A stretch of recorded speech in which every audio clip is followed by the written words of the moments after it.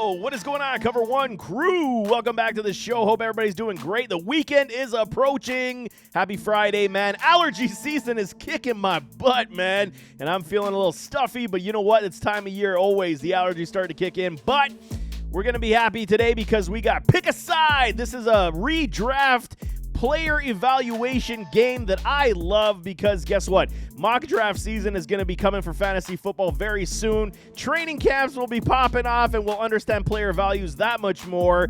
But it's a great aspect right now as we get to understand player values. Which player do you want more based on ADP, based on how you covet it, based on my consistency numbers? And I'm telling y'all, if you guys just look at, total points scored or average points per game, y'all be living still in the 90s because there is better opportunities and better ways to gain consistency. That's about winning. Total points is great, but it's not the whole story. So what do you guys say we dive into a little redraft games, pick a side, because it's awesome. So we're going to kick it off right away with the big boys. And we got to start off with these guys first. Josh Allen and Joey B. Which one do you covet more this season in fantasy football? I think it's pretty easy. The consensus is pretty much on the Josh Allen bandwagon, as should we be.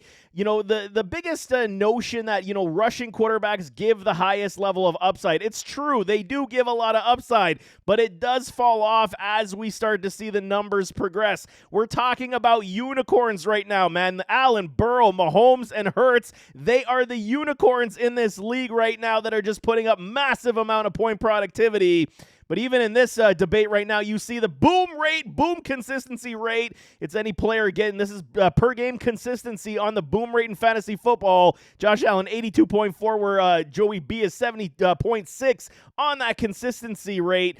Burrow can run, he just doesn't run like Josh Allen does. And we see the ranks where they sit today. It's very simple in this point. I love Joe Burrow. I think he's an absolute phenomenal quarterback. They did even add some pieces to this offense that we can all get behind. I'm telling y'all, man, they still got the same cast of characters in a Jamar Chase, T. Higgins, Tyler Boyd. They added themselves a Chase Brown in this draft to, maybe hedge their bets on what could potentially happen with Joe Mixon. He's got some off-field stuff that he's got to work out because, guns and parties do not mix, Joe. We got to understand that. And they also drafted Charlie Jones and Andre Yosevich. You got to love that name. The dude sounds like he should be in a Terminator movie. Andre Yosevich. You got to say his name that way. I'm sorry. You have to. It's a wonderful name. I love it. But same cast of characters, basically. Offensive line still good. They got Orlando Brown, so you know that they're going to be ready for this season. And the Buffalo Bills, on the same respect, they did add some pieces as well. Biggest one they added was the Dalton Kincaid. They added some speed in a Hardy, in the slot. Sherfield is there as well. So we'll see. Damian Harris. So this offense should be better for the Buffalo Bills. Could we see a little bit of rushing upside go down for Josh Allen? Potentially. They don't want him to run as much. Does that mean, does that mean that Josh Allen is not going to run anymore this season? No, he's going to definitely run. That's what makes him great. But there could be more limited carries as the season does wear on so his body stays healthy. In this debate, we got to still go with the consensus, and it is Mr. Josh Allen over a Joe Burrow if you're in that position in the draft. Next one we got is Patrick Mahomes versus Jalen Hurts, and this is the interesting one because a lot of people I'm already seeing, because of the rushing upside, because of what Jalen Hurts does with his legs, they're saying it's over Patrick Mahomes. And here's the interesting aspect. It's very close, man. 88.2% boom rate for a Patrick Mahomes where Jalen Hurts was at 80% even. So it is very close. 8.2% is not a big difference, but it is in per week, contest. So, and per week points per game. You got to understand that, even though Mahomes can take off as well, he does like to sit in that pocket a lot more. He dissects the field. More consistency on 300-yard games. More consistency in touchdown passes. This is going to get you the fantasy productivity. His offense didn't really stall this offseason either. Yes, they did lose some pieces, but they still look good. Kadarius Toney, Sky Moore. Rashee Rice. We'll see how it does go, right? You still got Travis Kelce. You understand that the Kansas City Chiefs are still going to be the cream of the crop in the NFL. Excuse me. But when we're talking about those Eagles, the Philadelphia Eagles, these guys and Howie Roseman just continues to nail out and hammer out the NFL draft. Still got the same guys, A.J. Brown, Devonta Smith. But you added an Olamide Zaccheaus, and I mean, that's a great add in the slot because he's going to be able to take pressure off of this wide receiver room. He is a reliable wide receiver. I love that sign, but the biggest splash was getting a DeAndre Swift after they let a Miles Sanders walk out the door. So there is still massive amount of weapons and artillery in this Philadelphia Eagles offense, and you got to understand what you're getting out of both. You cannot go wrong with either one of these gentlemen, but we got to look for upside. Pick a side. Redraft games, I'm still going Patrick Mahomes. It's Mahomes, man. Super Bowl MVP, league MVP. This guy still is at the top of his game, the best quarterback. Unfortunately, I got to say it makes me hurt, and I got to throw up in my mouth a little bit, but he still is the best quarterback in the entire NFL. Let's go interesting take. Justin Fields or Trevor Lawrence, y'all. This is a good one. Two young quarterbacks that are on the top, rise of their games right now. Trevor Lawrence took a huge step in the right direction this offseason. You got to love what these Jacksonville Jaguars are doing. When we talk about Justin Fields and the Chicago Bears, they had a very sound draft. They made some moves. They got DJ Moore, Chase Claypool from last year, Darnell Mooney coming off the injury. They drafted Tyler Scott, so they do have more weapons on this offense that they're going to be able to exploit, and Justin Fields, should be able to do that this season. They added Deontay Foreman, lost to David Montgomery, but they got Khalil Herbert, and they added a Roshan Johnson. This is good news for Chicago Bears fans. And if Justin Fields can finally start to dissect the field, and especially with the guys like DJ Moore, and if Darnell Mooney, they started to seemingly get chemistry as the year did go on until, Mooney did go down. But Fields was looking better, and I think, year 3 will be a very good progression for this young quarterback, where a Trevor Lawrence got his team to the playoffs. He looked very good, but you're looking at consistency rate numbers. 53.3 to 52.9% is the rates for Fields and Lawrence, respectively. And the rushing upside for Justin Fields is what kicks him off on the consistency rates. For the boom rates, it is there for him, and he's going to continue. So if he does get that passing aptitude, Justin Fields is going to be that much better. And we're talking about what the Jacksonville Jaguars do. See, I'm telling you, these allergies are killing me, man. I can't even clear my throat. Calvin Ridley. Calvin Ridley is now a Jacksonville Jaguar coming off the suspension for betting. Stop betting, Calvin. Just play the game. Still got Zay Jones, Christian Kirk. They drafted Parker Washington. Still have Evan Ingram, and then they still have Travis Etienne, but they did draft a Tank Bigsby, which will aid in this run attack that much more, and they're going to be very good offensively. So it's a very tricky situation. Do you go after a rushing upside quarterback, or do you go after a Trevor Lawrence, who does look a lot better in understanding the field, and he was dissecting the field properly? This one's very tricky, man, where you got a Justin Fields, I believe, quarterback 6. You got Trevor Lawrence at quarterback 8 for ADP. It's a very tough one. I love rushing upside as well. I just love what the Jacksonville Jaguars have built around them, more so than I do right now for the Chicago Bears. I'm going to side with a Trevor Lawrence at this point, but it's still early in this season, so we'll see what Justin Fields does on the field. No kidding. Running backs, we got Saquon, Barkley, and Nick Chubb versus players versus who we picking here. Saquon Barkley is my guy. He's a dog. Everyone, is going to say PPR upside does not bode well for a Nick Chubb. That's the worst argument in fantasy football for a Nick Chubb, because it doesn't matter. This is half PPR stats, y'all. Running back 5 is what he finished last year. So do not give me PPR upside for a Nick Chubb. It has never mattered for this man. He has always finished in the top 10, and this is a top 5 finish this past year. The guy is an absolute battering ram, and he's going to find the end zone with high regularity. Now with a Deshaun Watson, no more stacked boxes for this man. And the upside here for both these gentlemen is that they don't really have much competition for volume. Barkley's basically going to be by himself. There's going to be no level of competition, as is a Nick Chubb. You got Jerome Ford on his heels, but that's, they obviously showed that they're not willing to utilize Kareem Hunt last year as much, so Nick Chubb should continue down this path. Boom rate consistency, 81.3 for a Saquon, we're 71 for a Nick Chubb, but he did see some injury, and this offense did sputter as the year went on, even though you're talking finishing ranks as running back 5, running back 6, so you even understand consistency efficiency rates in these games do tell a tale.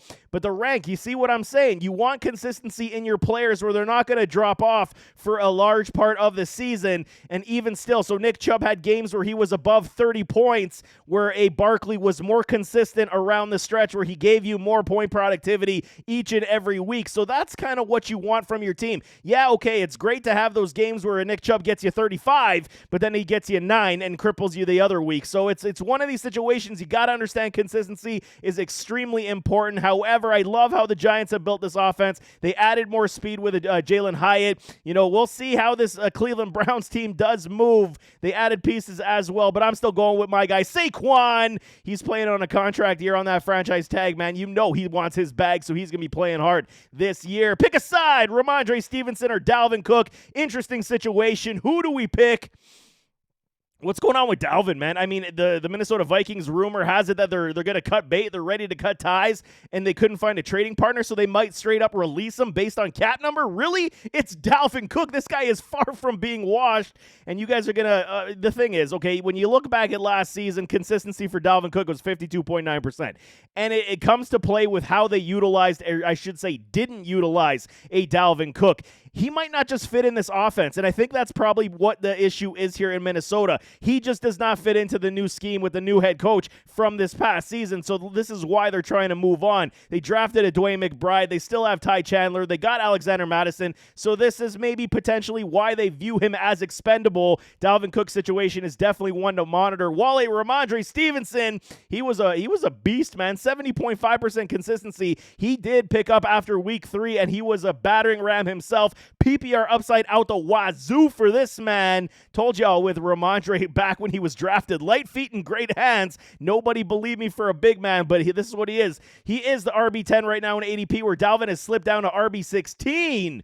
That's a big fall for Dalvin Cook, but I think the situation will change for Dalvin as, this offseason does morph, and he does find himself on another roster. I think that'll change and uplift. Change of scenery might be the best thing for a Dalvin Cook, so we will say, as of today, we only got to talk of what we know. I didn't like how the situation was in Minnesota. I might go here with a Ramondre Stevenson, but it is very, very close. I don't think I can, dog a Dalvin Cook at RB16 because that value is insanity right now, where we could see the New England Patriots use a little more running backs in the stable. The strong kid, they're going to do still split backfield. It's not going to be 100% on Ramondre. So, he did take a lot of punishment last year, saw the medical room. Dalvin Cook, depending on where he lands, this opinion could change. Right now, I'm going to lean slightly to a Ramondre Stevenson. Naji Harris or Kenneth Walker III. These Seattle Seahawks, what did you do to us, man? You had a thoroughbred like Kenneth Walker III, and you go draft yourself 2 running backs, not just 1 in this draft, because you felt the need, Pete Carroll, that you needed more running backs and a Zach Charbonnet and a Kenny McIntosh. You guys kill me right now. The consistency chart rate, 66.7% for Kenneth Walker, where you have Naji at 58.8. And we can't blame Naji. His last 6 games, he showed much improvement. He was dealing with that foot injury. They had offensive line issues in Pittsburgh. Now they're kind of trying to rectify that much more. Is Kenny Pickett the guy that they're falling behind, and they're going to understand that he's going to be the quarterback of the future? We shall see. It's still to be determined because they just signed Mitchell Trubisky, and Mason Rudolph to contract extensions, man. I don't know what y'all be doing. Why you hedging bets against Kenny Pickett? Really, you don't believe? I just don't understand. Naji Harris, to me right now, full healthy. I think this is an uplift. You look at his last 6 games, 58.8% does not tell the full tale of how he finished this season. He was that much healthier. And I think, with Kenneth Walker, now you're going to see a multi-level backfield. No kidding. Split carries between him and Zach Charbonnet. They will be very difficult to stop on the ground, and you're going to see efficiency rates likely higher for Walker and a Charbonnet. But this downgrades me, Kenneth Walker, just a little bit. I still right now could promote a Naji Harris. He's got no competition, man. Path to volume, path to targets is the MO that we got to know and love in fantasy football. See, I'm stumbling because I'm so excited. Because I'm mad. Pete Carroll, what are you doing to us, man? But anyway, Najee Harris to me, I think even at 58%, it will increase this year. His boom rate at the last 6 games was closer to the 80% range, so you can't fade Najee this year. If he comes out of training camp and preseason healthy, I do like Najee Harris over Kenneth Walker right now. And this could change only because, I mean, it's the Charbonnet effect. It's very tough, but that is also a very tough one in my respect. Wide receiver time. Tyreek Hill and Stefan Diggs. This is pulling on my heartstrings. See, unbiased opinion, y'all. You got to do it every single time. Diggs still one of the best wide receivers in the NFL. His last 6 games fell off a cliff, and that's why he was so upset. You can even see it with the point productivity. Just was not there. Bills' offense seemed to be, somewhat figured out as the season wore on, where Tyreek Hill was the staple of consistency. 82.4 for Tyreek, where it was 71 clean for a Stefan Diggs. They still rank extremely close to each other. Wide receiver 4 for Hill, wide receiver 5 for a Diggs. And again, ADP is just putting the threshold marker of where we rank these players, and you guys got to understand the value. The Buffalo Bills are in that situation where it is Super Bowl or bust. They got to be one of the best teams in the league. Getting a Dalton Kincaid will definitely open up lanes for a Stefan Diggs if Kincaid can actually pan out and pull that much coverage. You got to get Gabe Davis, to stop dropping the ball and be that much more of a support piece, and Diggs will start seeing the ball with his consistency rates increasing again. Tyreek Hill with Tua and this offense with a Waddle. They added an A-chain. This team is like a damn track squad. This one hurts, man. But you know what? I might go Tyreek, but, for Bills fandom, if I'm sitting there, depending what I got in the first round, I think you could get Diggs in the second round, as it has maybe late first round again, but we'll see. I might go Tyreek, but Stefan Diggs is definitely one. You can't go wrong with either, but I got to pick a side. This sucks. I'm going to go with my boys this time. This is the biased one. I'm going with Stefan Diggs over Tyreek Hill, even though the consistency fell off for me. He was great. Diggs was great for the first 12 weeks. He got me into the playoffs, no kidding. But we got to move on, man. Garrett Wilson or Chris Olave, CO2. Even though his number is number 12 now, he still is CO2 for me, going back to the Buckeye days. But you can see rookie talent. They both got over the 1,000-yard threshold this past season as rookies. Boom rate was 47.1 for Garrett and 46.7 for Chris Olave. We got new quarterbacks to play with here. We got Garrett Wilson with an Aaron Rodgers now. We got Olave with a Derek Carr.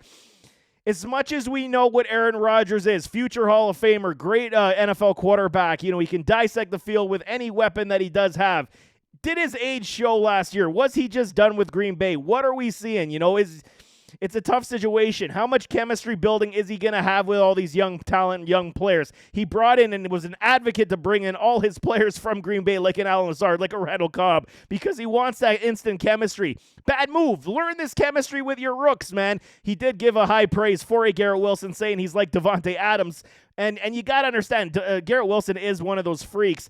Derek Carr is not an Aaron Rodgers, but he can definitely dissect the field and throw the ball. We saw what he did with Devontae Adams before he got released.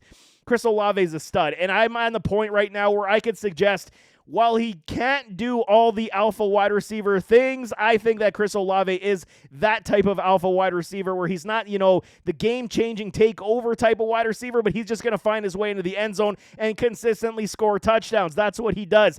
ADP difference is not far. It's only 4 spots off where Garrett Wilson has it on him. Wide receiver 19 and wide receiver 25 in total points last year.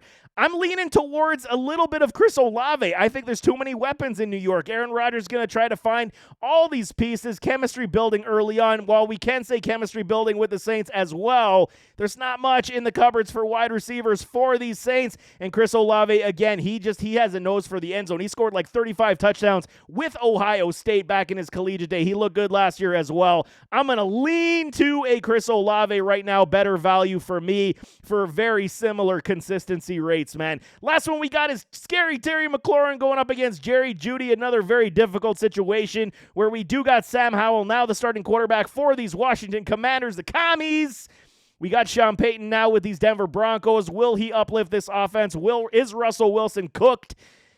This is a lot of questions that we got to see, man. 64.7 boom rate for Terry, where it's 53.3 for a Jerry Jeudy. You can't fault Jeudy because Russ looked like ass last year, did not look good. So, I mean, what do we say right now? Is Jerry Jeudy the one being shopped? Rumored-wise, I think they were trying to shop a little Cortland Sutton. But If it is Jerry Jeudy, then he's got something to prove as well. Stay on the team or uplift your trade value. So we can see a massive uptick for Jeudy. He did fix his dropping problem. He's kind of still in that injury, even though he was relatively healthy last year. You always got to watch out for the injuries. Terry McLaurin is just an absolute stud. He will boom for you, but the problem with Terry and this offense, we shall see. It may change with a Sam Howell because I'm a Sam Howell supporter.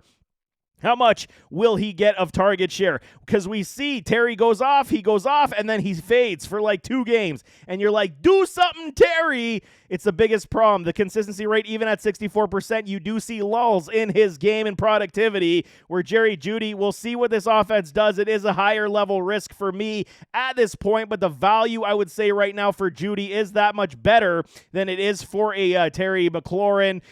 3 spots isn't far off, but I think Jeudy could fall in this draft. I'm still going to side with a Terry McLaurin here for a pick a side, because Scary Terry is just that damn good, and he's going to put you up the big productivity. You got Jahan Dotson, you got Curtis Samuel, you got Sam Howell, and they're going to start to move this offense. Believe you me, I think Sam Howell's the real deal. Said he was one of the more pro-ready quarterbacks. He should show it with Washington this year, supporting a Terry McLaurin.